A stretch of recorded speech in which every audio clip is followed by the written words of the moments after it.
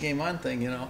Anyway, we're going to talk about sliders today, because in a lot of states you're allowed an extra line, but you're allowed one rod. Like up here in northern Idaho, we're allowed 2 extra sliders per rod system. We're allowed 3 hooks. Whenever they say 3 hooks, you're allowed 3 hooks on one rod.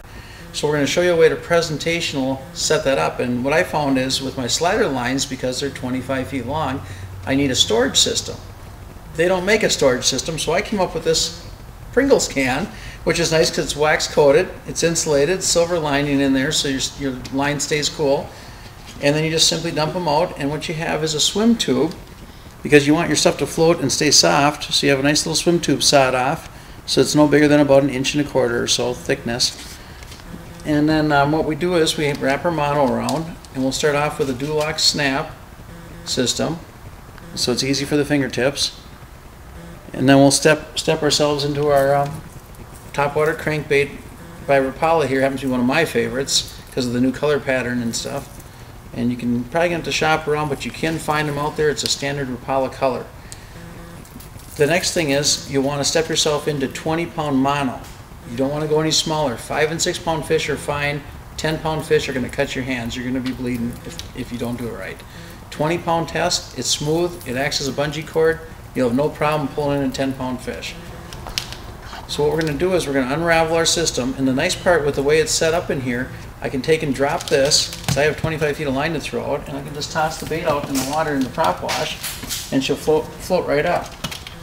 As it gets down to the end of the spool, it'll slide up and into my hand. I have all the units and parts I need to mount this on the line. First, the most important part I have is my snap system, which just has a little red pin in it, and all that'll do is that'll clip on my line, and that's my stopper, so the line cannot slide all the way down to my planer board. The other thing is with my swim tube is I cut a leash hole in it, so in that way when I put my bead chains in there, they stay pinned down in for wrapping and unwrapping. And as you've seen, when I go to pull up my line, as my line's taken out of the boat, my hand comes onto that tube, and I have the beads I need for connecting in my hand.